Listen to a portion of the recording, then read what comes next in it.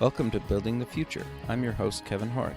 You can check out new episodes of the show every Tuesday and Thursday at 2 p.m.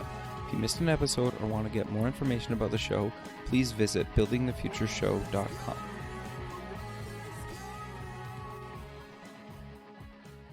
Welcome back to the show. Today we have Travis Dulaney. He's the CEO, co-founder at Push Payments. Travis, welcome to the show. Hello, Kevin. Thank you. Thank you for having us. Yeah, I'm excited to have you on the show. I think what you guys are doing at Push Payments is really quite interesting, and kind of some of the other stuff that I want to kind of talk to you about kind of later in the show. But maybe before we get started, let's kind of get to know you a little bit better and start off with where you grew up. Good question. I grew up in a small town in Virginia, actually a southwestern area. So I actually grew up in, I would call it the country. Okay, very cool. So then walk me through kind of a little bit of your decisions to go to kind of post-secondary, and what did you kind of take in university? So, when I started out, I've always had this love for computers and love for technology.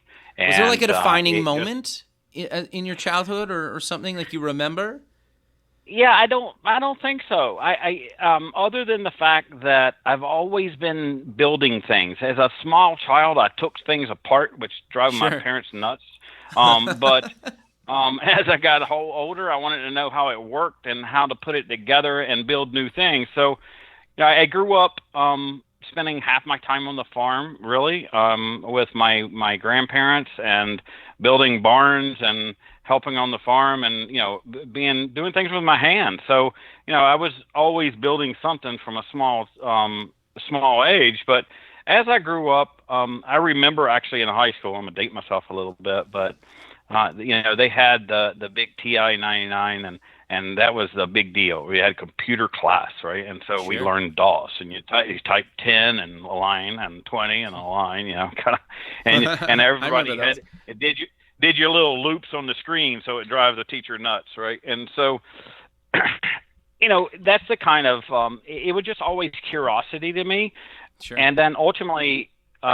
I don't know if it's like any engineer or not, but the curiosity of hacking kind of got into my head a little bit because I could. Sure. The fact that I could break into the university computer or I could get into an area I'm kind of not supposed to be, the fact that I could do it was intriguing.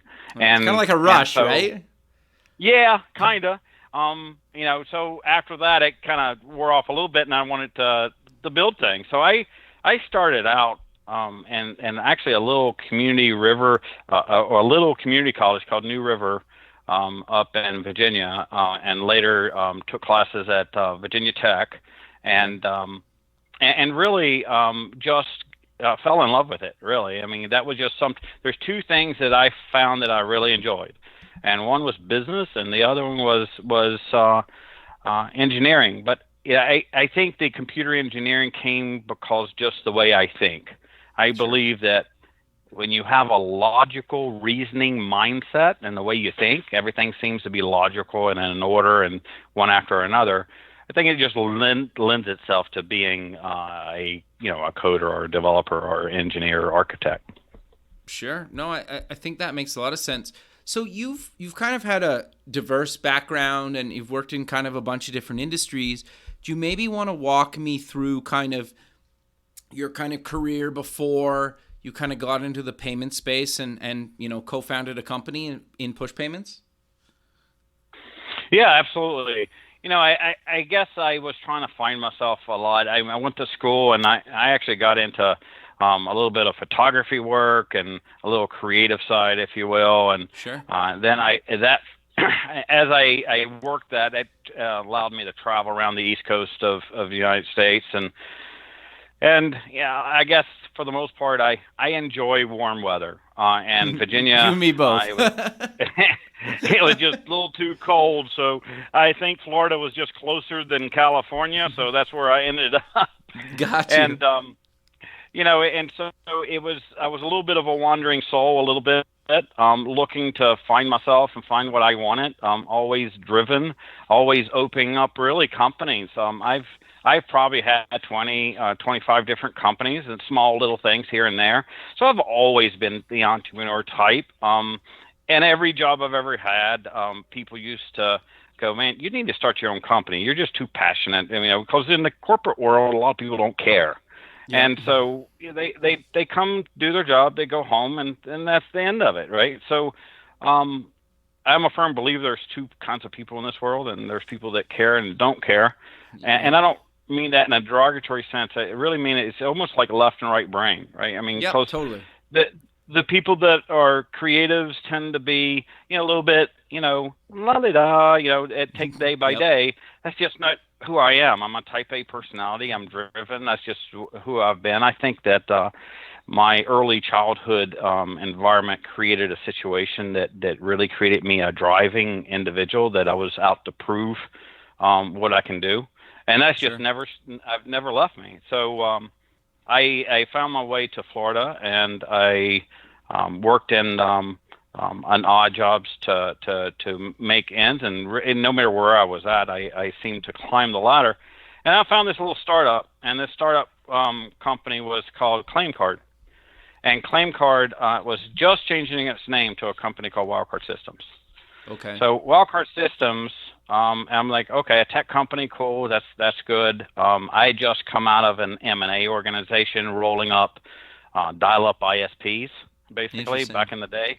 Yep. And I was R&D. I basically built I built a system that allows you to build a website and a number of clicks without uploading all the stuff. Nowadays you got Wix and GoDaddy and things.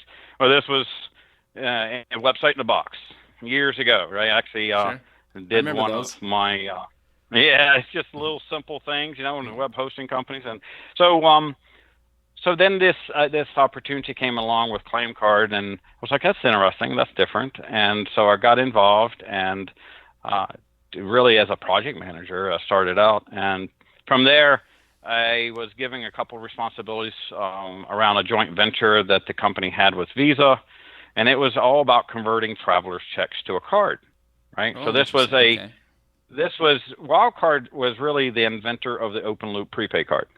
Gotcha. So meaning today, on. This is early on, right? So this is back in 2000.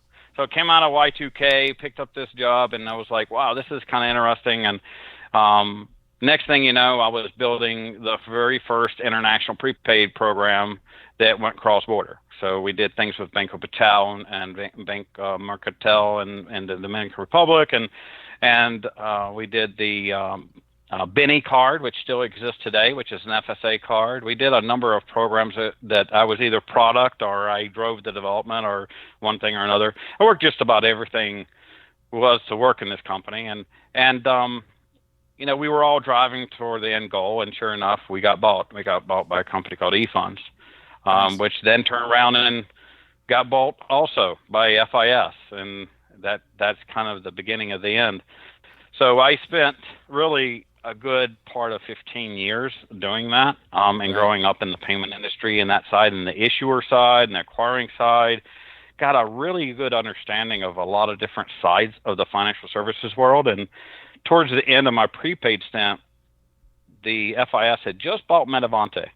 And Metavante, I was part of the merger team, so I helped integrate the two companies. And we started a financial services department within FIS, and that was about the time the economic collapse happened a number of years ago, 5-6 years ago. And so I'd won a contract with the FDIC to basically help close banks that were going down, right? And so I spent a good part of 4 years flying in the air between Dallas and Chicago and D.C., literally putting 150,000 miles a year domestically in the air. But it gave me a unique opportunity to see inside the bank all the subsystems, all the core systems. We would take a core system and literally walk in the bank on Friday and open it up as a whole different bank on Monday morning, accounting for every single penny for everybody's money. Yeah, so we got some really good technical insight of what went on. And that's kind of where I finally took over the EBT, which is a welfare type of card that is offered in every state. Now, welfare now is paid on a prepaid card, basically. Okay. So Interesting. we ran those departments and stuff, and then it came about in about 2012. It was time for me to leave. And in concert, I had started a consulting company that I'd worked in Latin America for a long period of time and helping the automotive industry re-engineer their call centers and re-engineer their technologies. And it was time to leave the day job, as my attorney told me. And so it was at that time I left FIS. And I spent pretty much most of my career building platforms, whether it be for MasterCard, for FIS, or Bancomer in Mexico, or whoever. So, and my co-founder also, he kind of had the same type of track, just in different entities. So, we started seeing what was going on, and really nobody was building a better platform. Nobody was really building a platform that could live in today's world, right? Because today's world is instant. It's virtual. People expect and demand things now. It's the instant gratification world. The millennials don't have patience for any of the understandings of the details, so they just want, give me what I need so I can go on. And there's nothing wrong with that at all. But what was happening is there was no real platforms. The FISs of the world, the Fiservs, these big guys, they're still on AS400s. And wow, hey, that's crazy. Right. Well, there's banks still on mainframes, right? So, sure. So they can't behave in the way that they need to. So, I guess what we saw was that here we are in a world, and we've been selling this user experience to everyone, and everybody's bought it. You, me, we all have. We all have cell phones. Yep. We all have. That's nothing more than an extension of us. And what happens when something takes too long to happen?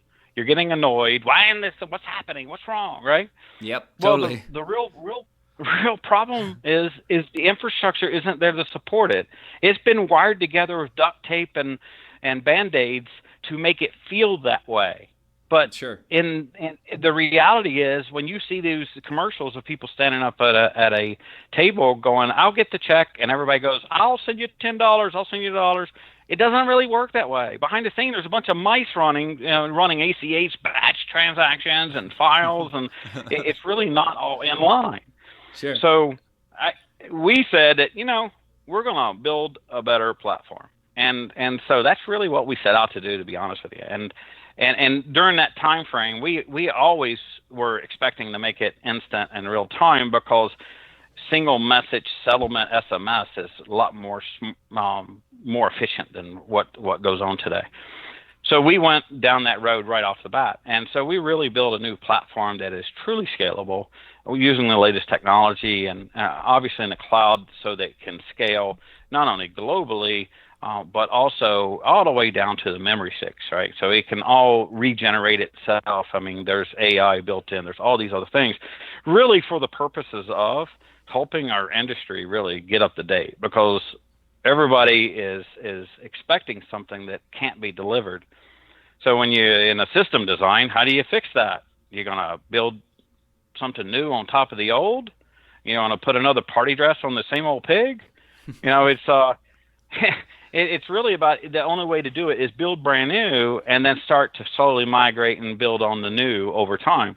Right. So that's an interesting point, actually. Yeah, I mean, that's the only way you can get out from underneath it. Any good project manager knows there's either big bang or sunset. That's the only two ways to migrate. I've never heard it like that, but that's actually brilliant. I love that. Yeah, so that's kind of where we started and how we got there. And I don't know that it's an aha moment, other than a drive to do something better, to build a better platform. And we've been around long enough and have enough insights. We know how to do it.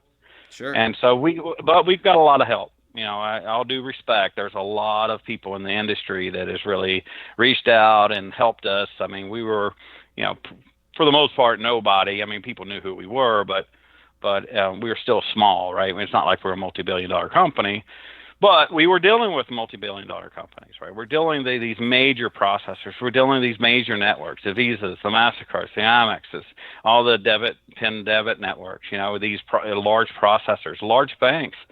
And so I have to say that I'm blessed that they gave us a chance and they gave us an opportunity to prove what we could do. And I guess hopefully it's karma for us, because we always did the right thing all of our career, and we always really kind of always did what we said we'd do, right? If we couldn't, we'd say we couldn't, and if we said we'd do it, we did it, no matter what it took.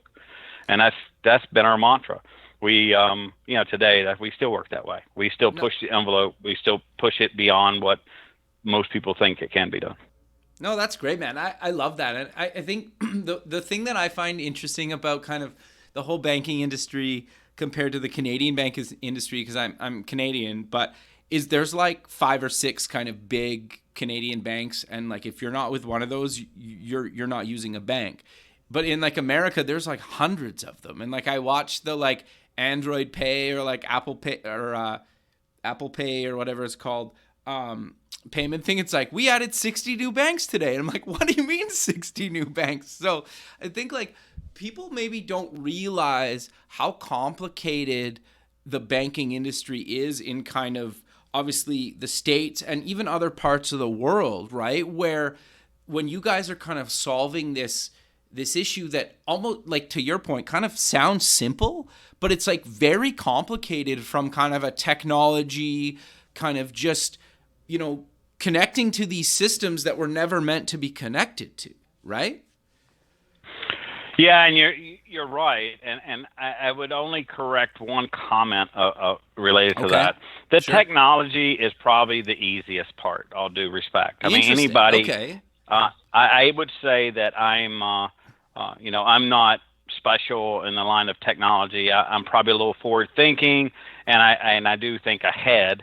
To support and consider scalability and all those factors. So I do think we're different than anybody's got out there. But with that said, I just go back and use an example, like all the guys that talk about blockchain and things of that nature. That's a good technology. Now, whether it's a good fit for everything, maybe not. But they're just trying to find the use case. That's it's kind of like. Trying to find that water is looking for that one avenue it can get through, So I don't blame them at all, but it's got a uniqueness to it that workflows and supply chains, I think will completely be blockchain centric, years down the road. But it does take, again, that's a new approach, because you got to build new. So I only say that because, again, it's not about technology. There's a lot of technology, and there's always new technology. The bigger challenge is really getting people to agree. Yeah, that's fair. One of the biggest problems you've got in any business is politics and competition. So when we look at those things, I think that it's very hard to make that happen. And in an area of the U.S. when you're the most highly competitive area. It is extremely complex, though. I don't want to negate what you said, because that is absolutely true. The Canadian environment is a little simpler because there's a number of banks. Australia is exactly like that, right? It's really is a number of banks. In Latin America, the banks run the system, so it's a little easier. They dictate. Every country is a little different because there's regulatory confinements and things of that nature. And population too, right? Well, and need or basically clear adoption, right? Yeah. So you have, things like a PSD2 in Europe that is driving. That's the regulatory framework that is driving change, right? So here in the U.S. is a little different, because one is we don't really like regulatory, and we don't support it. It's interesting. A gentleman shared an optic with me a couple weeks ago that was very unique, I'll have to say. I mean, I'm always looking at different viewpoints. To me, perspective is 90% of how you see things, and how you perceive it. So this gentleman was from Holland, And he goes, in the U.S. we come here, and the government isn't really seen as a positive thing; it's seen as a negative thing. For example, the only place that you can actually see your Bill of Rights is in a taxi cab in New York. Here's your rights. But anywhere else in the world, you got, there's certain people defending the individual's rights, right? And Europe is one of those, right? So it's very different, but I do think that will have a huge impact over here because the API economy is coming. And it's just a matter of time. And it's not so much APIs. Some of it is mindsets, and some of it is people don't want to change. And, people that are 5 years from retirement don't want to upset the boat, so they just kind of stay, same status quo until somebody else comes in. That's typical, right?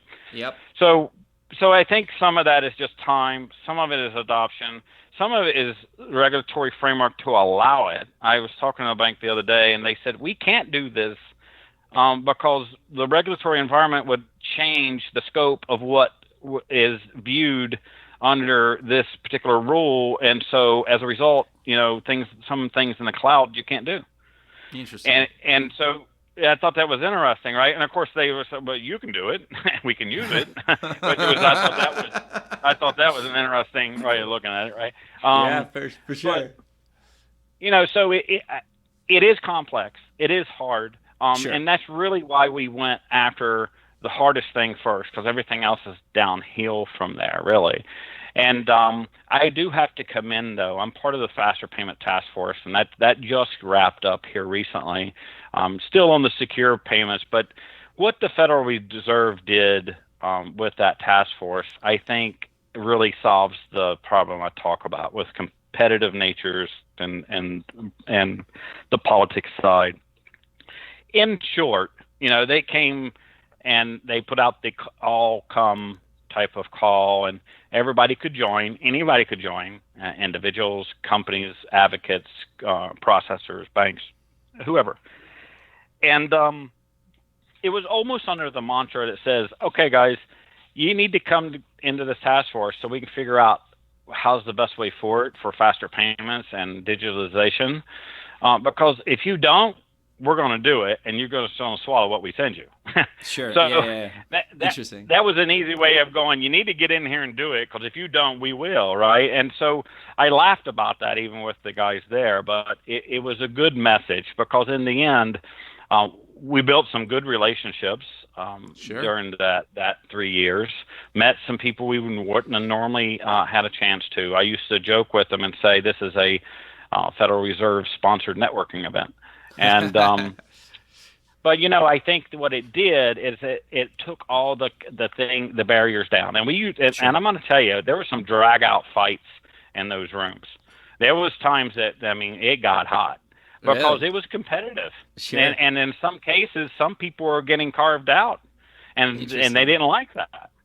So, while I know like Karen from Payments had made a comment after the paper came out and said, Karen Weber, that is, she's the editor, and she had made a comment that said, well, how's this different than what we've got now? I think she's got more insight since then, but that's a fair comment actually, because that paper, when it came out, you could read it. It had to be so high level and kind of directional that it couldn't be prescriptive, right? Sure. And that was part of it. We actually didn't want to say that we were deciding for everybody, but what it did do is it allowed us to take all the barriers down, and we allowed us to truly understand everybody's viewpoint. I remember making a comment going, why do we do this, and why not? Why wouldn't we do this? And somebody turned around to me, and I just won't name names, but they were a core processor, and they were like, well, you're telling me that you're forcing me to do business with somebody else? And then I sat there and thought about it. I'm like, that's a very good viewpoint. I never thought of it kind of that view. It makes sense that we should share information and share things, right? And this was all under the idea of interoperability, right? So we should be able to interconnect with each other to make all the little networks one big network, right? Sure. And so that we all have access to send things to each other. But that made a lot of sense, because in some cases there are people that you might elect that you don't want to do business with for one reason or another. Sure. And you shouldn't be forced to do that, right? So you think about that, there's that goes into the fabric of being a business owner, the U.S. and being a free economy, not government driven necessarily, and there's just a lot goes into that, right? So I only go through all that to say that we started this conversation about complexity in the U.S. and so forth. It is complex, it is challenging, and what we've done is very interesting with a different approach. And we're first to market with that type of thing. There are, again, like I said, a lot of partners here because we work with Visa, we work with MasterCard, sure, and so forth. And they have offerings of their own. Just we're positioned a little differently, right? And so everybody has their customers, and we see everybody as our customer. We want to really materialize this digitized economy where we can all interconnect. The way I see it is not to be futuristic or anything, but the world, we're all becoming digitized. We kind of don't think about it, but if we lost electric today, I know a lot of people would have a fit after about 5 minutes. Totally. Because you can't do things, right? Everything is on the internet. You can't get to things. You can't do things. And we are slowly becoming hugely dependent, which has its own fears, and issues. But at the same time, everything is online. Everything is out there. We don't like this show. We're not taping something on a 8-track or a cassette, right? And so everything is virtual nowadays. And so I think the only thing is not virtual is financial services, and it's starting there. But there's a heavy latency item that's stuck in the past, largely due to regulatory. But we're also a mature economy in the U.S. And so, and I've said this before, and really I think our own maturity as an economy is our biggest Achilles heel right now. Interesting. And so what we look to do is there's this virtual world of neobanks, challenger banks, there's the PayPals of the world, there's the lending companies. All these companies are totally virtual and out there. And people go, what's real-time payments? That's not a big deal. You can do this today. I had a veteran in payments say this to me on LinkedIn the other day. And it's just, people forget that behind the scenes, it really doesn't work that way. Affecting an open to buy or a balance on a card in a system you can control is one thing. Try to do it across 8,000 banks you have no connection to. Yeah. That's a different game. Totally. Right? Yep. So, what we see is that, in the near future, there will be this digitized world. Everybody will live in some form of cloud and online environment. And I say live, meaning everything, and it's not much farther than what we're doing now, is online. Yeah. So, cities, businesses are solely online. Yep. So, really, we're building that digitized city. So the only thing that's not there today is the banking world. So we're that on-ramp and exit ramp to the virtual world, to the legacy world. And we're helping everybody get to that point. So kind of, that's like, so how exactly are you guys kind of solving that problem? Because at some sort of level, I think, and tell me if this is a good example, like people nowadays, and I would put myself in this boat very much so, is like, I don't really necessarily care. Say, I want to maybe send you a message, or I want to call you, maybe audio, maybe video. I just want to search your name in my phone, and I want to say I want to message you, phone you, or video chat you. And I just want to push that button, and basically, however my phone or the device I'm using at the time connects with you, whether it's through email, a phone number, some sort of third-party ID, or proprietary app, it doesn't really matter, right? I just want almost the device or the platform to sort it out, right? So is that kind of how you guys are looking at this whole space, where you're kind of sitting in the middle just saying we'll just sort it out for you guys? Yeah. Oh my goodness. I'll pay you after the show. I couldn't have asked you to ask a better question, actually. And because really the truth of the matter is, you're like everybody else out there. As consumers, as individuals, sure, when we leave work or even at work, we don't care about that. I mentioned the millennials earlier. They're already there. I'm a millennial, so I can bash them. Okay, well, that's my point. I have kids that are definitely within that category, and they don't have the patience for it. Yeah. But that's also because they've been working and playing with computers since they were able to push a button. Yeah. I actually had them reformatting computers at 5. That's awesome. But so if you think about it, it's about the usage. We just want what we want. Yeah. So that right there is the driving force, because the infrastructure that supports there doesn't allow you to do that. So if you were getting in the car and go, I just want to go to Chicago, and there was no roads to get there, what are you going to do? You have to fly to get there. Yeah. But what we're doing is building the roads that allow not only monetary payments, but data to flow with those items. So we are building basically a real-time data monetary rail that moves money. Interesting. Right now, anywhere in the U.S. and in India, and eventually over the next 12 to 18 months, everywhere in the globe. So the idea here is, what is an account, right?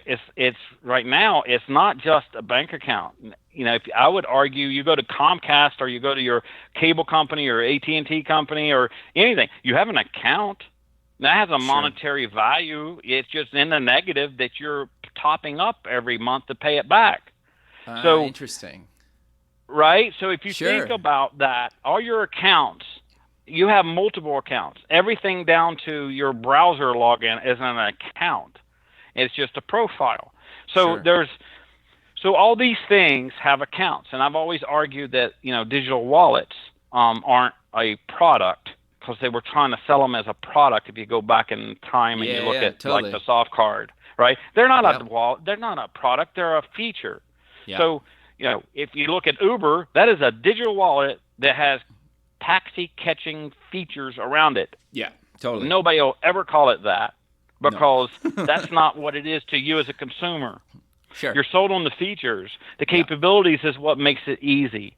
So what we've done is we've built, I call it the electricity. We've made it this complex pain in the world that is confusing, doesn't make sense all the time, half the time only open during banking hours, and it is really not built for today's society. We've changed that. We take all that pain and we stomach that for everybody else, that they can come in very simply and turn on and basically send data and send funds where they need to go and operate new business models or improve the current ones.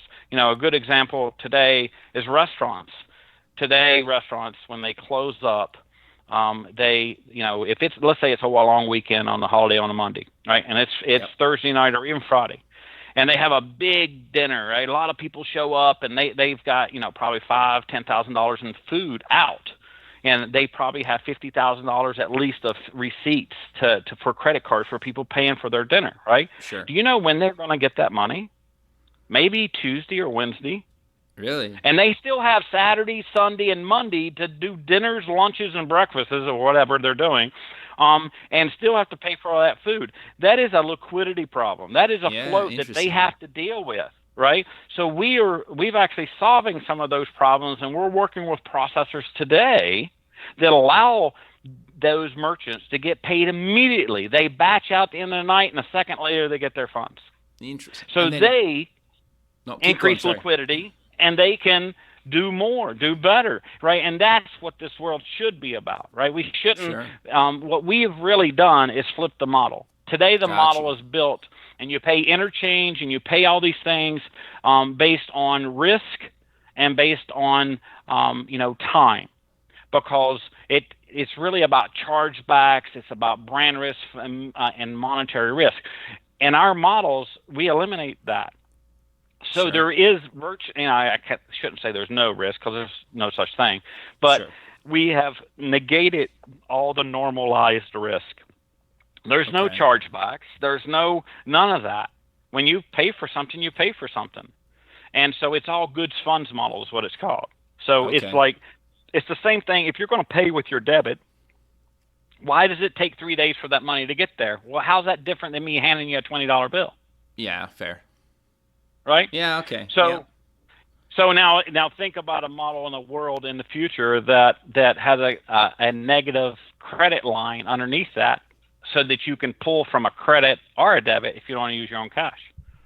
Sure. Right. So there's a lot to be said about, as we move to mobile, even if something simple is human factors.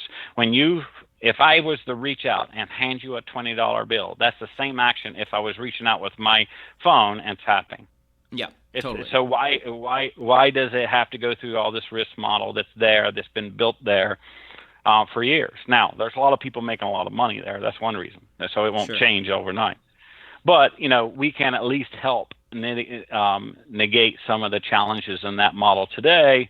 But, at its simplest form, instant changes the game a lot for people in many cases. Aside from the typical emergencies and things like that, it really is a digitized ACH. And that's what the Fed is looking to do. We're digitizing ACH. Interesting. So then how do you guys monetize the platform? Do you take a cut somewhere along the line, or do you charge? Like, how does that work? So right now we obviously have cost to send our transactions, right? So we have we basically rent or lease rails and networks to ride those rails, and there's a toll, just like anything else. Sure. So today we actually stomach a lot of that interchange ourselves. We do offer a pass-through model because people seem to have the hard time understanding it. But we flat rate the model. So it's just a transactional fee to move the funds. Now, we also build like closed loop networks. So let's say you're a processor that has 1,000 customers, and those 1,000 customers do business with each other at times, right? So now it never goes out to a network. Now we've really have built a closed loop network for you, and so then the pricing is different, right? So the bottom line is we think of ourselves as a utility. Well, we do charge a transaction fee to facilitate that movement, and that's how we monetize it. We don't charge all these other fees, and we don't charge a percentage. It's just a flat rate.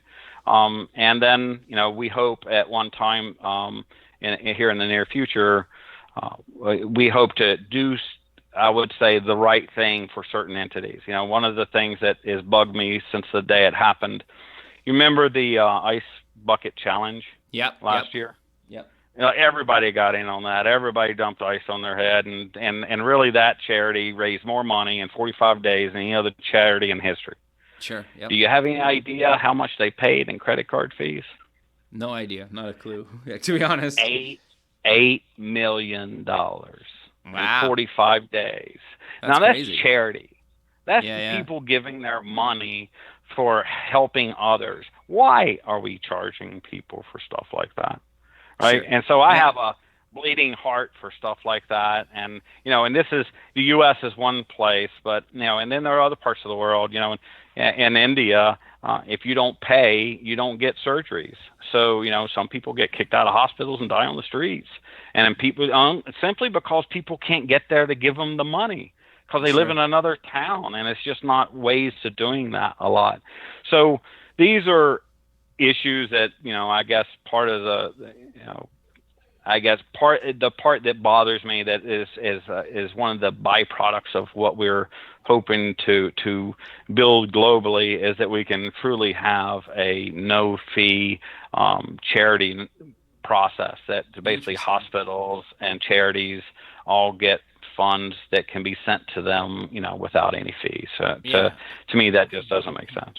Well, sure. And I think too, like it kind of, the big thing that I think that is fascinating to me is how the internet basically makes everybody on the planet like a global citizen, but so many people don't think like that, right? And we've made these like weird borders around the globe, right? And for better or worse, and I don't really want to go on the political side of it. I think what the point I'm trying to get across is, like, to your point, it's like if you people have family all over the globe at this point, and they kind of always have, but I think nowadays, like, you can literally, like, we're in two different countries right now in obviously we're on the same continent, but I've had people on the show where they're on the other side of the world, and it just doesn't matter whether you're next door or across the globe, and you guys solving a problem where you could send money to, a family member in need or for their birthday or whatever, almost basically instantly.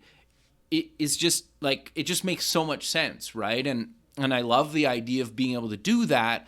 And like, it, until like not that long ago, you really couldn't do that without potentially days or at least hours to do this stuff, right? And now being able to instantly do stuff like that is just kind of very cool and fascinating to me.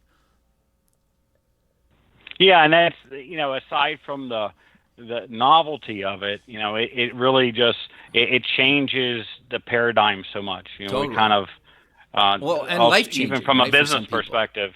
You're right. Yeah, exactly. It can really improve somebody's life. I used to look at it as we're allowing businesses even to buy time. Right. So in today's world, the biggest thing that we don't have much of is time. We're always working. We're always doing this. And if you could save 30 minutes to an hour every day just because you're dealing with a delay in a payment or something, or you're waiting from a control aspect and you need to control your cash flow better, and you could set that up on an automatic at the last minute when your paycheck hit, instead of having to guess whether or not it was going to hit the day before and make the payment, and all these different factors, right? I mean, we can go through literally tens and twenties, hundreds of use cases and examples. But if we are allowed to give people a little bit of time back, a little bit more time that we could spend with loved ones or get more done or whatever's your priority, then we should do it, right? And so, there is a fundamental aspect of that that's really about what we do, and some of that just comes from because I'm an efficiency guy. I'm Six Sigma, but I've always been that guy that just inefficient operations drive me nuts. And so why not just build one that it takes all that out? And that's what we're hoping to help people do, right? And improve their life, improve their business, improve their cash flow, all the way around. No, I think that's great. And I think as more and more stuff kind of goes online, more and more of these services are going to be needed, right? And like, if I pay for something, I don't know, this is probably a bad example, but like, if I pay for some sort of piece of content, I don't want to wait 24 or 48 hours to access it. I want it on demand, right? And obviously Google and Apple and other companies are, the second you pay for something, you could download your app or watch the video or whatever. But I think more and more content that will be kind of digitized and brought online, will need kind of these payment gateways to actually be instant, right? Or I want content from another part of the world or whatnot. So I think what you guys are doing is really cool and really needed.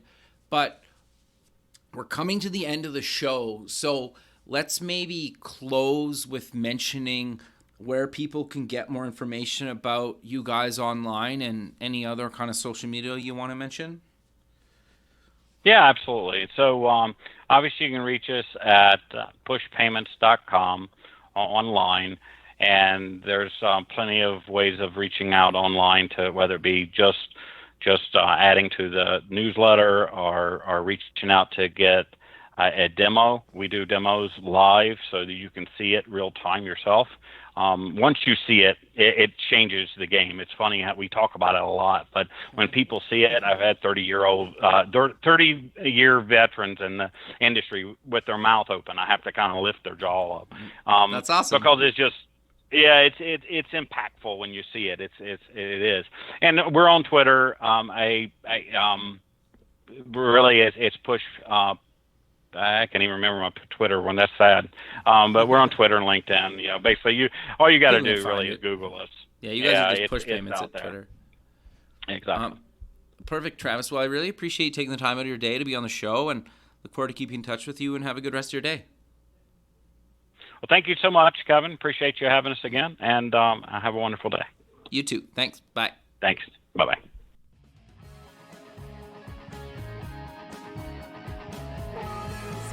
Thanks for listening. The music for the show is done by Electric Mantra. You can check them out at electricmantra.com. And keep building the future.